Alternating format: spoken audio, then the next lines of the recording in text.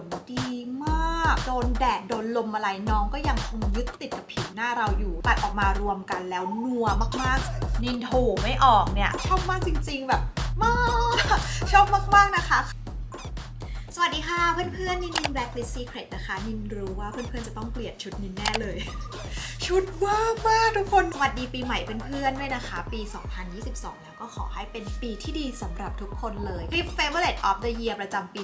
2021 นะคะนินแบ่งออกเป็น 3 พาร์ทด้วยกันค่ะก็คือมีพาร์ทสกินแคร์พาร์ทเมคอัพแล้วก็พาร์ทสิ่งของนะคะซึ่งในพาร์ทนี้จะเป็นพาร์ทของเมคอัพค่ะถ้าใครสนใจอยากดูพาร์ทสกินแคร์หรือว่าพาร์ทสิ่งของนะคะก็สามารถกดดูได้เลยนะคะเพราะว่านินทำรีวิวไว้ให้แล้ว แปรงแต่งหน้าในปีนี้นะคะนินก็ยังยกให้แปรงแต่งหน้าของแบรนด์ซุปเปอร์มัมเป็นที่หนึ่งในใจนินอยู่เสมอนะคะใช้มาตั้งแต่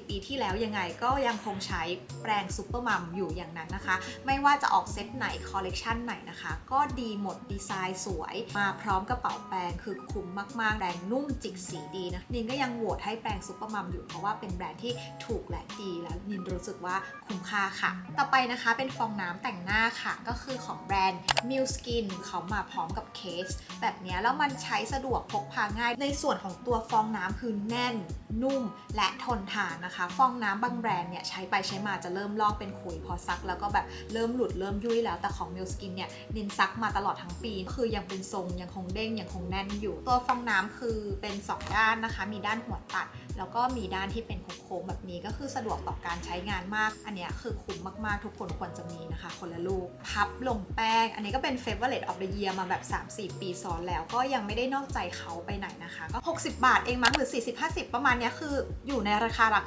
10นินซื้อตามแม่มดนะคะแล้วก็ใช้มาตลอดเลยคือชอบมากๆมีความเป็นกำมะหยี่หน่อยๆแล้วเวลาลงแป้งอะค่ะมันกระจายแป้งดีมากๆอย่างนินเป็นคนที่รูขุมขนกว้างการใช้พับที่เป็นพับผ้ากำมะหยี่แบบเนี้ยมันจะช่วยเบลอรูขุมขนได้ดีกว่านะคะแล้วก็ทำให้ผิวหน้าเนียนมากกว่าค่ะในปีที่ผ่านมานะคะนินแทบจะไม่ได้ใช้รองพื้นเลยเพราะว่าเราไม่ค่อยได้ไปออกอีเวนต์หรือส่วนใหญ่จะอยู่บ้านแล้วก็ออกไปชิลๆกับเพื่อนนะคะเพราะฉะนั้นนินก็เลยจะไม่มี favorite รองพื้นของนินแต่นินมี favorite base makeup นะคะก็คือ Dolce Gabbana ค่ะได้มีโอกาสร่วมงานกับทางแบรนด์แล้วทางแบรนด์ส่ง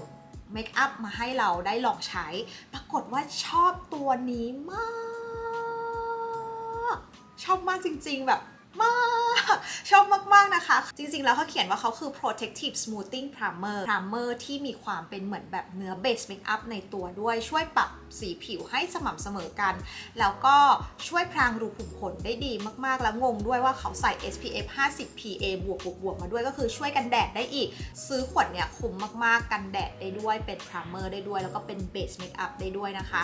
มาพูดข้อดีของเขาหน่อยว่าทำไมถึงชอบมันจะมีความแบบรอยแดงที่เห่อจากสิวพอลงตัวนี้ไปมันก็จะปรับให้สีผิวหน้าเนียนสม่ำเสมอแล้วก็ทำให้แต่งหน้าง่ายมากขึ้นนะพรางรูขุมขนดีมากและก็คุมมันดีมากๆนะแต่งหน้าง่ายขึ้นไปลงรองพื้นต่อได้หรือบางคนที่แบบว่าชอบงานผิวก็ลงแค่คอนซีลเลอร์ตบแป้งก็คือจบเลยเราก็จะข้ามรองพื้นไปเพราะว่าเราไม่มีรองพื้น favorite รองพื้นในใจเมื่อปีที่แล้วนะคะแต่เรามี favorite concealer เพราะว่าทั้งปีนี้ใช้แค่ concealer แต่งหน้าอย่างเดียวเลยนินใช้มาหลายตัวนะแต่นินยกให้ตัวนี้คือที่สุดก็คือของ Anastasia เราให้ชนะทุกตัวที่อยู่ในกลุ่มเลยเพราะว่าเป็นคอนซีลเลอร์ที่ยึดติดผิวเราได้ดีมากๆด้วยความที่เราเป็นคนผิวหน้ามันใครผิวหน้ามันฟังไว้จะชอบลงคอนซีลเลอร์ไม่ค่อยติดใช่ปะแล้วระหว่างวันก็จะชอบเป็นคราบไหลเยิ้มอะไรเงี้ยแต่ตัวเนี้ยไม่เป็นเลยเหมือนเขาผสมกาวตาช้างในคอนซีลเลอร์หรือเปล่าไม่แน่ใจเพราะว่ามันยึดติดผิวดีมากๆต่อให้มีน้ำมันหน้าออกโดนแดดโดนลมอะไรน้องก็ยังคงยึดติดกับผิวหน้าเราอยู่แล้วก็สีของคอนซีลเลอร์ไม่เปลี่ยนด้วยนะคะแล้วเขาก็มีหลายเฉดสีมากๆด้วยนะคะเพื่อนๆไม่ต้องห่วงเลยว่าจะหาสีที่ไม่ตรงกับผิวอย่างของนินเนี่ยผิวนินนะคะนินใช้เป็นเบอร์ 12สำหรับลงรอยดำรอยแดงจากสิวแล้วนินก็ใช้เป็นเบอร์ 10นะคะสำหรับลงแบบพวกใต้ตาก็ถ้าใช้หมดนินก็จะซื้อต่อแน่นอนแป้งในปีนี้นินมี2ตัวนะคะพูดกันถึงตัวแรกกันก่อนเลย Solar Glow Translucent Loose Setting Powder ของ Dolce Gabbana อีกเช่นกันนะมาเปิดกระปุกให้ดูกันก่อนเขาก็จะมาเป็นพับผ้ากระปุกของเขาอะค่ะมันจะมาเป็นตะข่ายแบบนี้แล้วมันทำให้เราใช้งานง่ายเพียงแค่กดลงไปแล้วตัวแป้งฝุ่นมันก็จะฟุ้งขึ้นมาติดกับพับแล้วเราก็ลงได้เลย คนที่รูขุมขนกว้างมากๆนินทาเลยใช้แป้งตัวไหนตกล่องใช้แป้งตัวไหนแล้วเอาไม่อยู่ตัวนี้เบลอรูขุมขนได้ดีสุดๆเลยค่ะแล้วก็ปรับสีผิวหน้าให้ผ่องขึ้นคุมมันดีชอบเลยแต่ว่าด้วยความที่เขาเป็นแป้งฝุ่นอะค่ะเขาอาจจะไม่ได้ปกปิดพวกแบบริ้วรอยอะไรเงี้ยก็ไม่เป็นไรเราก็ใช้คอนซีลเลอร์เอาแล้วพอเราเตรียมผิวสวยๆลงแป้งตัวนี้ไปคือจบ complete ผิวสวยแน่นอนในส่วนของแป้งพับนะคะนินยกให้ Charlotte Tilbury ตัวนี้นินซื้อตลับที่ 2 แล้วตลับแรกทางแบรนด์ส่งมาให้เช่นกันแล้วก็ชอบตัวนี้ไม่หักสักคะแนนไม่มีอะไรให้หักเลย1แหละเบลอรูขุมขนดีนะคะ2คุมมันดีมาก3ปกปิดดีมากๆ4เนื้อแป้งบางเบาแต่ว่าปกปิดดีแล้วก็5ยึดติดผิวคงทนยาวนานคือครบ10ในทุกด้านถ้ามีมงกุฎล้อมเพชรหรือสายสะพายก็จะยกให้คุณคนนี้เลยพูดกันถึง Blush On ค่ะ Blush On นินมี3แบรนด์ด้วยกันนะคะเอามาพูดถึงแบรนด์แรกกันก่อนแบรนด์ For You Too สีที่นินชอบใช้ในปีนี้นะคะก็คือสี S79 ค่ะ For You Too เป็นอีกหนึ่งแบรนด์ที่ถูกและดีแล้วก็มีสินค้าหลายตัวที่ดีหลายอย่างมากๆนะคะแต่ในปี 2021 เนี่ยนินขอยกให้ตัว Blush ตัวนี้แล้วกันตัวเนี้ยมันจะเป็นเนื้อชิมเมอร์ที่เขาผสมออกมาได้สวยมากๆปัดออกมารวมกันแล้วนัวมันจะมีความแบบสาวไมอามี่แก้มบ่มแดดเรือแบบนั้นเลยทุกคนแล้วมันถูกมากๆสำหรับใครที่ชอบ Blush On เนื้อชิมเมอร์ระยิบระยับตัวนี้เลยค่ะ Blush On ตัวต่อไปเลยนะคะก็คือของ MAC ตัวเนี้ยสี Blush Please นะคะเป็นสีที่นินปัดบ่อยมากๆคือมันเป็นโทนสีส้มแนวพีชนะแล้วเวลาปัดอะมันจะมีความแบบใช้คำว่า glow แต่ไม่ได้ถึงขั้นกับวาวเหมือนปัดไฮไลท์อะค่ะเนื้อมันไม่ได้แมตต์แต่มันมีความเป็นธรรมชาติดูกลมกลืนเข้าไปกับสีผิวเราเป็นสี daily use ใช้ได้ทุกวันค่ะตัวนี้เป็นครีมบลัชของ Tarte ค่ะสี Peach Sunset สีจะเหมือนตัว MAC เลยคือจะใกล้เคียงกันคล้ายๆกันนะคะเวลาปัดออกมาก็จะได้แบบฟีลเดียวกันเลยคือปัดแล้วผิวหน้าสดใสพูดกันถึงงานคิ้วกันบ้างค่ะเป็นดินสอเขียนคิ้วน้ำตาลโทนเทาถ้าสมมติว่าใครที่แบบว่าผมดำอะไรเงี้ยก็ควรจะใช้เป็นสีโทนประมาณนี้นะคะดินชอบที่เนื้อดินสอเขาเขียนง่ายแล้วเขาก็เป็นหัวแบบสลิมเล็กอย่างเงี้ยค่ะเวลาวาดก็จะแบบครีเอทได้ตามใจเราเป็นทีละเส้นหรือจะเขียนเป็นกรอบหรืออะไรคือมันง่ายมากนะคะได้หมดเลยแล้วก็สียึดติดผิวดีค่ะพอนินใช้ดินสอเขียนคิ้วเสร็จแล้วเนาะนี่ก็จะใช้เป็นเจลใสปัดคิ้วก็ยังคงเป็นแบรนด์อนาเตเซียเหมือนกันดูนะคะแปรงจะเป็นประมาณนี้เวลาปัดก็จะได้แบบทรงคิ้วที่มันตั้งเรียงเส้นสวยงามค่ะอายไลเนอร์แบบปากกานินก็ยังยกให้แบรนด์อาริยาอยู่เนี่ยนินมีทั้ง2สีเลยก็คือสีน้ำตาลกับสีดำนะคะนินชอบที่หัวปากกาเขาเรียวเล็กมากๆแล้วมันทำให้เขียนอายไลเนอร์ได้เส้นคมสวยมาสคาร่านินมี4ตัวด้วยกันนะคะสำหรับปีนี้มาสคาร่าปัดขนตาเนาะแบรนด์แรกนะคะนินยกให้ Maybelline หลอดสีชมพู Sky High ซึ่งในเมืองไทยยังไม่เอามาขายงงทำไมอันที่มันปัดดีๆทำไมเขาไม่เอามาขายต้องพรีออเดอร์เอานะคะซึ่งร้าน IG Look at That Glow หรือ Look at Glowy something นะคะนางเอามาขายอยู่มีแบบพร้อมส่งด้วยเขาจะเน้นความยาวแล้วก็หนาคือใครที่ขนตาสั้นแนะนำเลยว่าจะต้องมีตัวนี้ไหนๆพูดถึงความหนาและความยาวนะคะพูดอีกตัวหนึ่งก็คือของ Dolce Gabbana ตัวนี้ก็เป็นอีกตัวหนึ่งที่ปัดแล้วหนาและยาวเหมือนกันนะเขาก็เป็นแบบแน่นๆพุ่งๆประมาณนี้เลยเพราะฉะนั้นเวลาปัดปุ๊บอะเน้นที่ฐานขนตานะขนตาก็คือจะแน่นชูชันเลยตัวหนึ่งนะคะก็คือของแบรนด์เปียตัวนี้นินดูรีวิวใน Twitter แล้วแบบเวอร์มากทุกคนรีวิวกันแบบขนตาตั้งแหง่แบบเนี้ยว่าตัวนี้ก็เป็นอีกตัวหนึ่งที่ทำให้ขนตายาวเหมือนกันแต่หนาไหมไม่ค่อยหนาเท่าตัว Maybelline กับก็ถ้าอยากให้หนาก็คือสามารถปัดซ้ำได้นะตัวสุดท้ายนะคะตัวนี้ของแบรนด์ E-Grip อันนี้จะเน้นเป็นแปรงเรียวเล็กนะคะก็คือตัวนี้จะเป็นสายแบบขนตาเรียงเส้นยาวสวยธรรมชาติแบบสาวเกาหลีอันเนี้ยก็ชอบเหมือนกันเพราะฉะนั้นนี่จะปัดตามอารมณ์ของนินวันไหนอยากได้เรียงเส้นยาวน่ารักใสๆก็จะปัด E-Grip นะคะที่ดัดขนตานะคะของแบรนด์มูจิเข้ารูปตานินพอดีเลยแล้วตัวยางก็คือดีมากตัวสปริงในการดัดขนตาก็คือแน่นมากกดเข้าไปปุ๊บขนตาแบบแหงนพร้อมใช้งานเลยต่อไปเป็นลิปสติกค่ะ MAC Glow Play Gravely Admire นะคะตอนนี้น้องลิซ่าเป็นพรีเซนเตอร์อยู่แล้วพอนินทาโทนสีชมพูอมม่วงประมาณนี้แล้วมันทำให้หน้านินดูสดใสเนื้อมันมีความโกโก้ทาแล้วปากวาวๆไม่ต้องเติมลิปกลอสเลยแค่ทาตัวนี้ก็คือจบต่อไปเป็นลิปครีมค่ะ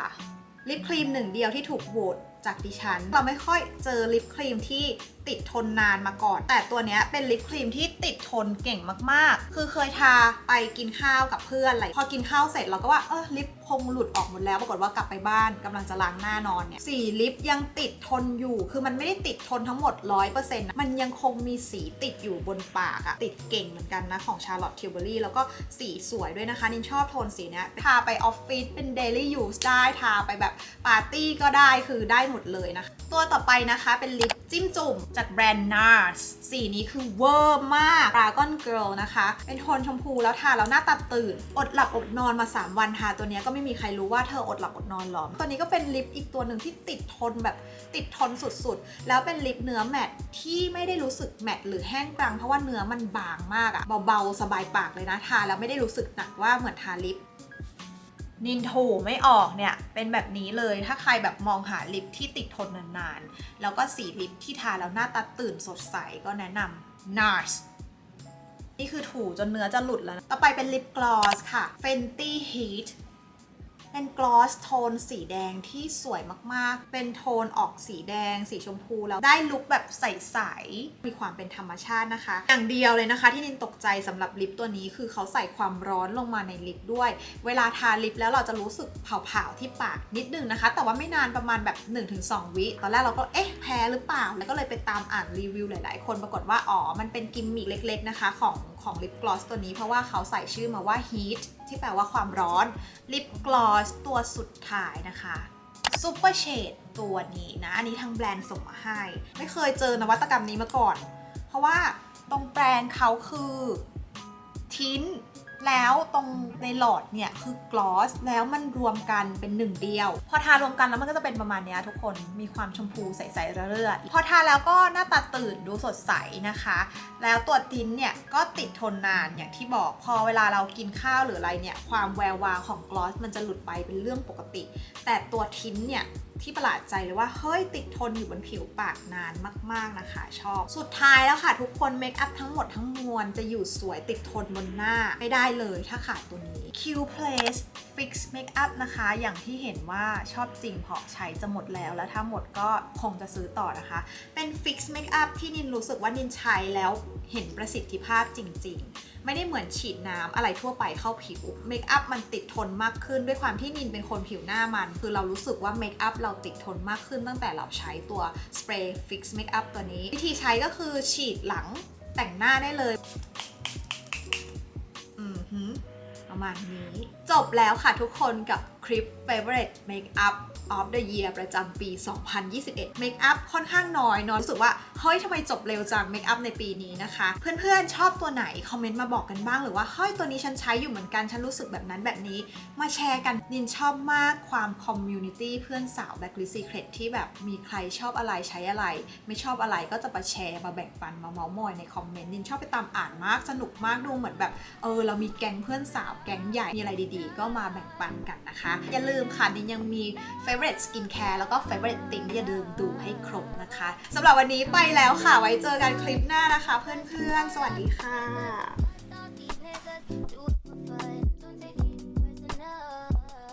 Personally, I'm surprised you call me after